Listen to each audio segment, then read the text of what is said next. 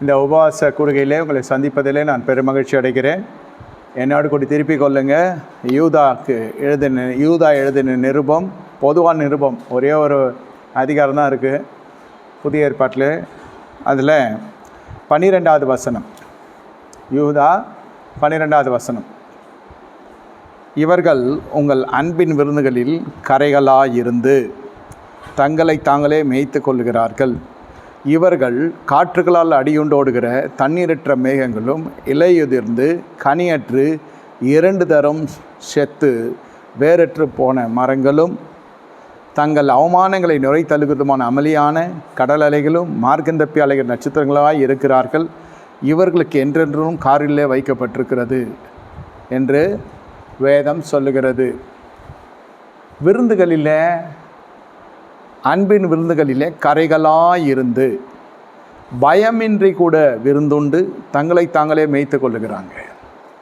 தங்களை தாங்களே மேய்த்து கொள்ளுகிறாங்க. இது எப்படி என்று கேட்டால், விசுவாசிகள் இந்த நாளிலே விருந்து என்ற தலைப்பின் கீழே நான் பேசிக்கொண்டிருக்கிறேன். முதல் பகுதியாக இந்த உபவாச கூடுகையில் நான் பேச கர்த்தர் ஏவுகிறார். விருந்துகள். இந்த இடத்துல வேதம் என்ன சொல்லும்? உங்கள் அன்பின் விருந்துகளில் கரைகளாயிருந்து பயமின்றி கூட விருந்து உண்டு தங்களை தாங்களே மேய்த்து கொள்கிறார்கள். இதனுடைய பொருள் என்னவென்று கேட்டால், விசுவாசிகளுக்குள்ளே எப்படிப்பட்ட ஒரு கூட்டம் இருக்கும்? விசுவாசிகளுக்குள்ளே இருக்கும், வெளியில் அல்ல, விசுவாசிகளுக்குள்ளே. என்னை கேட்டுக்கொண்டிருக்க தேவனுடைய ஜனமே, கர்த்தருடைய நாம மகிமைக்காக சொல்லுகிறேன்.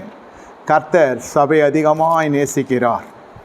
இந்த தேவன் என்ன சொல்லுகிறார் என்றால், சபை எப்பொழுதுமே பரிசுத்தமாக இருக்க வேண்டும்.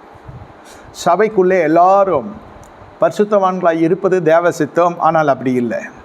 அதனால தான் வேதம் என்ன சொல்லுகிறது என்று கேட்டால், 1 கொரிந்தியர் 5வது அதிகாரம் 12வது வசனத்தில் சொல்லுகிறது, புறம்பே இருக்கிறவர்களை குறித்து தீர்ப்பு செய்து என் காரியமா? உள்ளே இருக்கிறவர்களை குறித்தல்லவோ நீங்கள் தீர்ப்பு செய்கிறீர்கள். புறம்பே இருப்பவர்களை குறித்து தேவன் தீர்ப்பு செய்வார். ஆகையால் அந்த பொல்லாதவனை உங்களை விட்டு தள்ளி போடுங்க. இந்த 1 கொரிந்தியர் 5வது அதிகாரம் கடைசி 3 வசனங்களை வாசித்தால் அழகாக வேதம் சொல்லு, புறம்பே இருக்கிறவர்களை குறித்து அல்ல, உள்ளே இருக்கிறவர்களை குறித்து நீங்கள் தீர்ப்பு செய்கிறீர்கள். புறம்பேர்களை குறித்து தேவன் தீர்ப்பு செய்வார். ஆகையால் அந்த பொல்லாதவங்களை விட்டு தள்ளி போடுங்க. சபைக்குள்ளே ஒரு பிரித்தெடுத்தல் காணப்பட வேண்டும்.